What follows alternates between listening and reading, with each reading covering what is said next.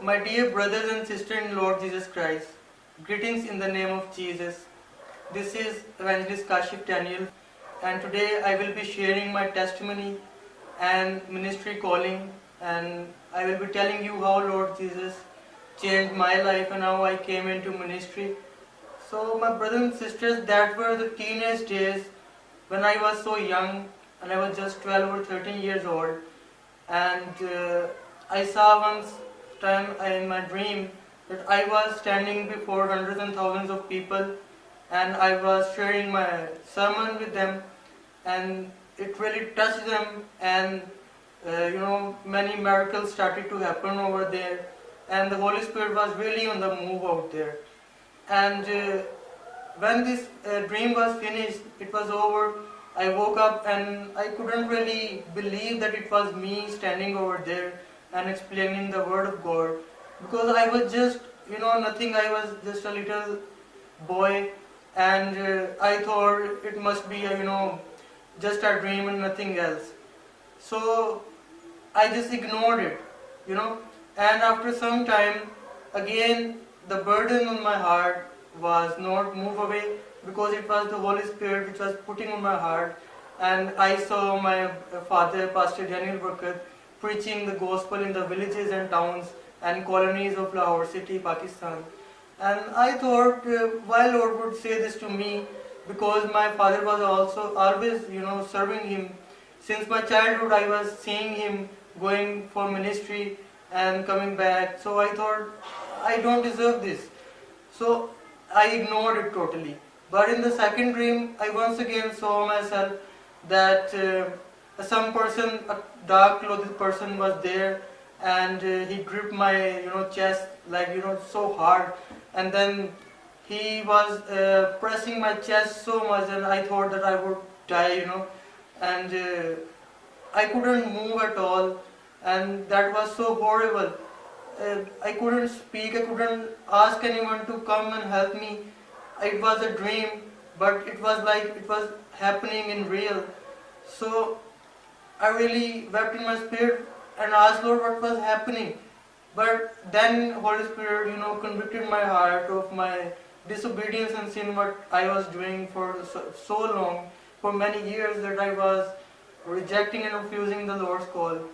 And then I accepted it right away and asked Lord that please forgive me, and I will do whatever you want me to do, and I will inherit the same legacy from my dad, which he was doing over here in Pakistan.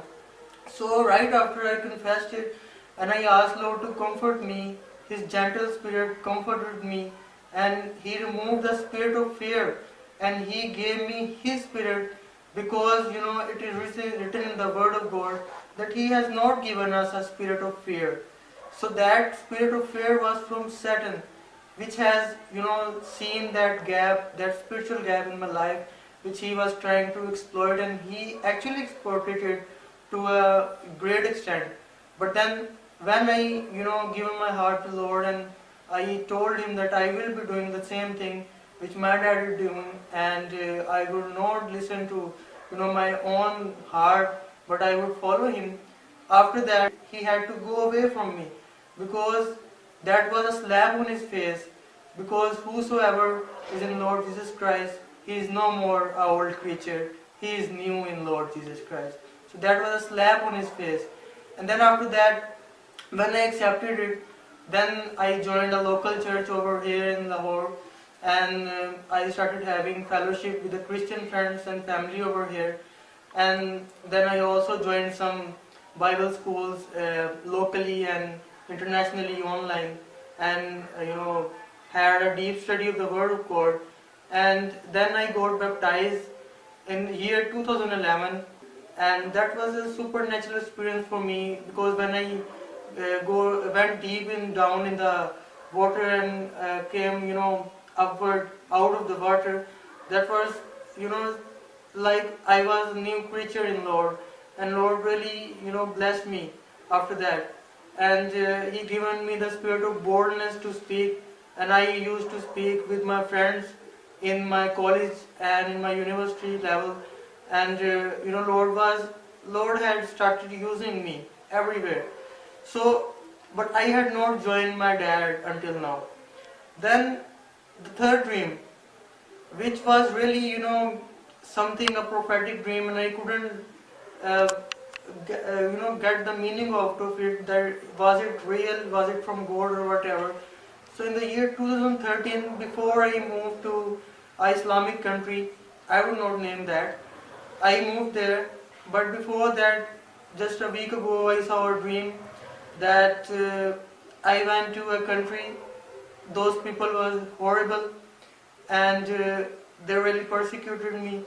They kept me in the prison, and I was mentally and spiritually, damaged. But I didn't murmur against the Lord that why you put me in such great distress.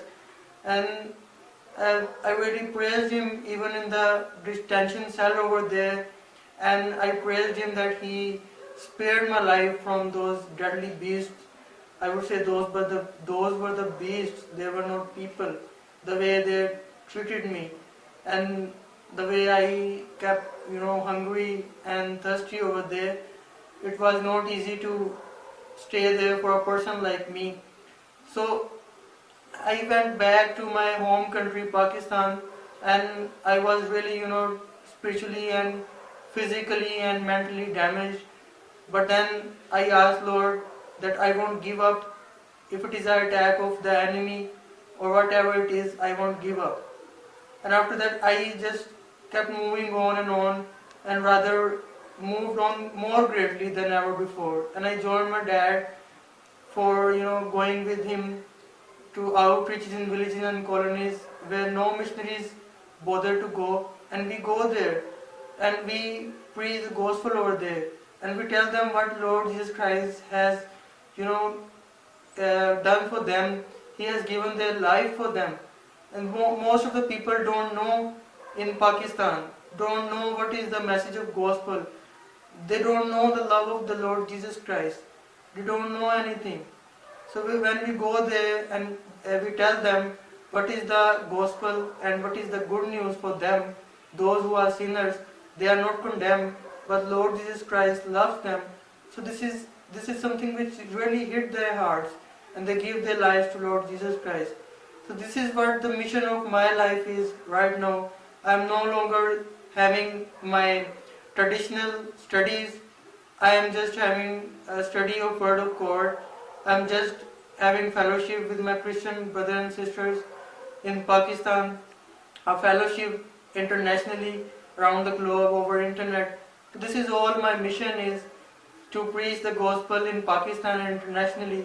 So I would request you all to keep me and this ministry in your prayers, that we keep on expanding the word, the kingdom of God, and spreading the good news of gospel in the ends of the world. Thank you so much for your time, for your encouragement, and for your prayers, and for your spiritual and financial support for this ministry. I bless you all with the shalom of living God. Amen. God bless you.